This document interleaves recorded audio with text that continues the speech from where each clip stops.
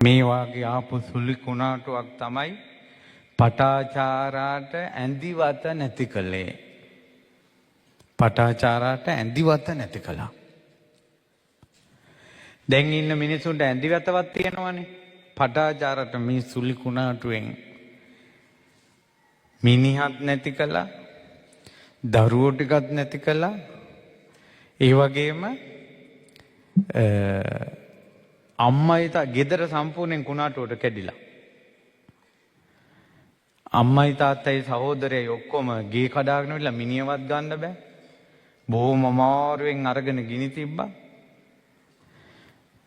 පිස්සියක් වුණා, ඇඳුම් නැති වුණා, නිරෝධින් දිව්වා.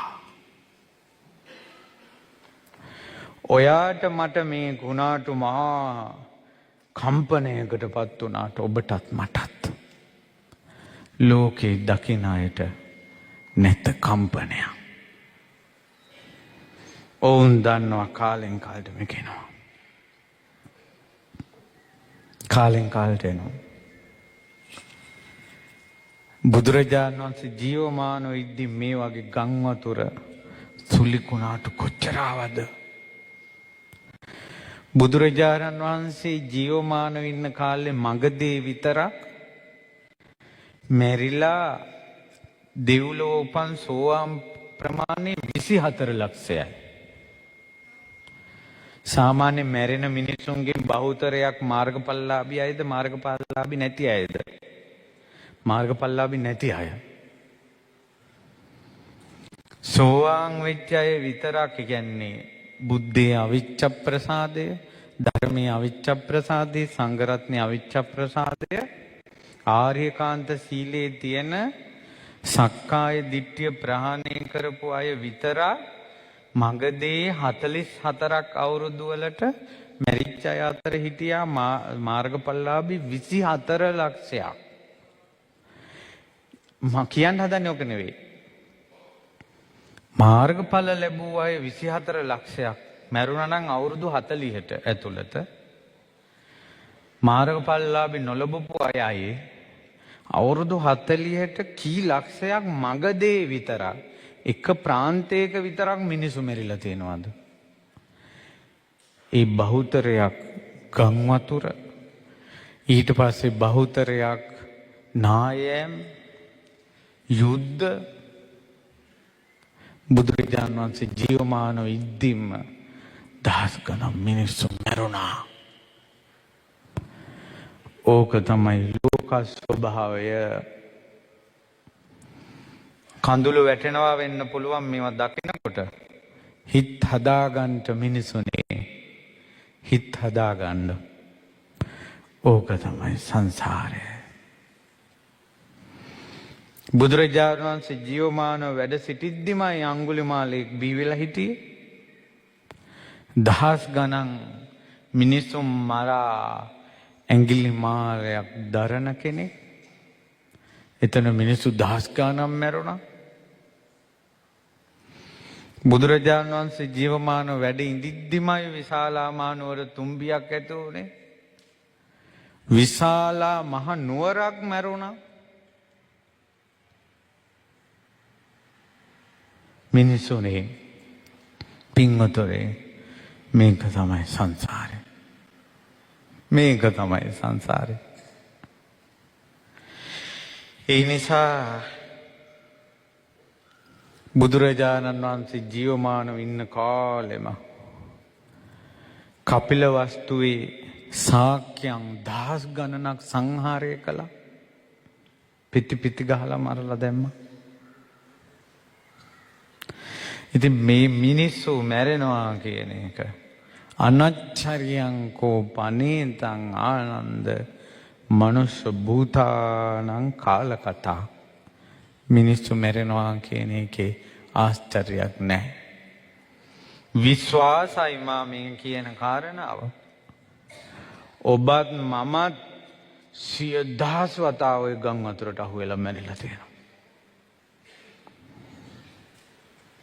විශ්වාස කරන්න බුදුබණ පදේ. ඔය විදියට පස්වලට යට වෙලා ඔයත් මමත් 100,000 වතාව මැරිලා තියෙනවා. අපේ ඥාතීන් ওই විදියට නැති වෙලා තියෙනවා. හැඬු කඳුලෙන් ශෝකේ දරා ගන්න බැරුව පුපුරලා තියෙනවා. ඔන්න ඔය දුක අමතක වෙච්ච නිසා තමයි අපි එක එකකට කරන්න වෙන්නේ. ඊතර වෙන්නේ නැතුව. ඔය දුක අමතක වෙච්ච නිසා තමයි අපි එක එකාගේ ඇද හොයන්නේ. ඊතර වෙන්නේ නැතුව. ඔය දුක අමතක වෙච්ච නිසා තමයි කාමයේ මෙච්චර අපිව පෙලන්නේ. කවදාවත් නොවිඳපු සැපක් වගේ කාම සැපේම හිත ඉල්ලනවා. බලන්නකො මේ දුක අවබෝධ නොවීමේ සාපය. ඒ නිසාම වෛර හිතේ තියාගෙන ඉන්නවා. කඩොල් ඇතා ගලක් හක්කි තියාගෙන හිටියා වගේ මතක තියාගෙන ඉන්නවා Tamanට වෙච්ච වැරදි. කරපු අසාධාරණකම් මතක තියා ඉන්නවා පරිගන්න. දුක අමතක වෙච්ච නිසා ගාගෙන යනකොට ඔක්කොම යනවා. ඔය කෝන්තර හිත් වලින් අයින් කරන්න. තරහා හිත් වලින් අයින් කරන්න. එකට පවුල් කාපු මිනිස්සු ලිප් දෙකේ උයාගෙන කනවා.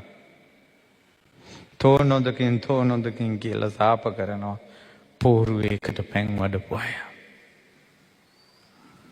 සංසාරේ කොහෙද මේ අපි යන්නේ? කොහෙද නිවන තියෙන්නේ? කොහෙද අපි යන්නේ? ලංකාවේ ඉතිහාසයක් ලියලා තියෙනවා. මහා වංශය. හැබැයි ගොඩාක් රටවල ඉතිහාස කතා දීර්ඝ ඉතිහාස කතා නැහැ. ඒතකොට මේ ලංකාවේ කාලෙන් කාලෙට ආපු මහා ගම් වතුරවල්, කාලෙන් කාලෙට ආපු මහා යුද්ධ ඉතිහාසය මනාව කියවද්දී මිනිස්සුන්ට කරදරයක් නැතුව නිදහසේ ඉන්න තියෙන්නේ අවුරුදු කීපයයි.